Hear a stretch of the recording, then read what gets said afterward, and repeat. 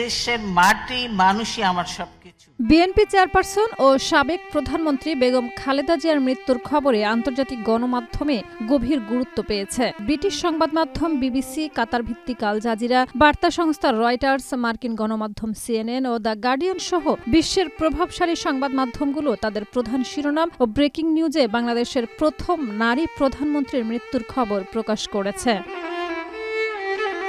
BBC তাদের প্রতিবেদনে জানায়, বিএনপির পক্ষ থেকে এক ফেসবুক বার্তায় জানানো হয়েছে যে বেগম খালেদা জিয়া ৩০ ডিসেম্বর সকাল ৬টায় ৮০ বছর বয়সে মারা যান। খবরে বলা হয়, মৃত্যুর আগে তার শারীরিক অবস্থা ছিল অত্যন্ত সংকটজনক এবং তাকে লাইফ সাপোর্টে রাখা হয়েছিল। দীর্ঘদিন ধরে তিনি লিভার সিরোসিস সহ নানা জটিলতায় ভুগছিলেন।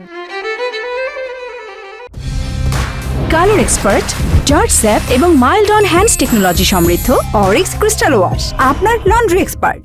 আল জাজিরা জানায়, রাজধানী ঢাকার একটি বেসরকারি হাসপাতালে চিকিৎসাধীন অবস্থায় তার মৃত্যু হয়। সংবাদ মাধ্যমটি উল্লেখ করে, তার শেষ সময়ে অন্তর্বর্তীকালীন নেতা মোহাম্মদ ইউনূস জাতির কাছে তার জন্য দোয়া চেয়েছিলেন এবং তাকে দেশের জন্য অনুপ্রেরণার উৎস হিসেবে অভিহিত করেছিলেন। প্রতিবেদনে বিএনপির ভারপ্রাপ্ত চেয়ারম্যান তারেক রহমানের দীর্ঘ নির্বাসন শেষে দেশে ফেরার বিষয়টিও তুলে ধরা হয়েছে।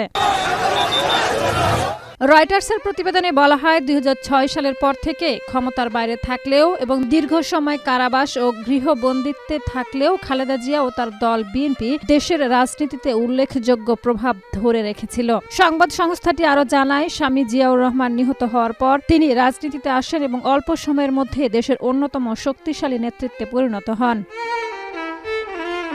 ভারতীয় সংবাদ মাধ্যম এনডিটিভি জানায়, ১৯৯১ সালের নির্বাচনে জনগণের ভোটে ক্ষমতায় এসে তিনি সংসদীয় গণতন্ত্র পুনঃপ্রতিষ্ঠা ও তত্ত্বাবধায়ক সরকার ব্যবস্থার প্রবর্তনে গুরুত্বপূর্ণ ভূমিকা রাখেন। পাকিস্তানের ডন, জিও নিউজ সহ দক্ষিণ এশিয়ার বিভিন্ন গণমাধ্যমও তার মৃত্যুর খবর গুরুত্বের সাথে প্রকাশ করেছে।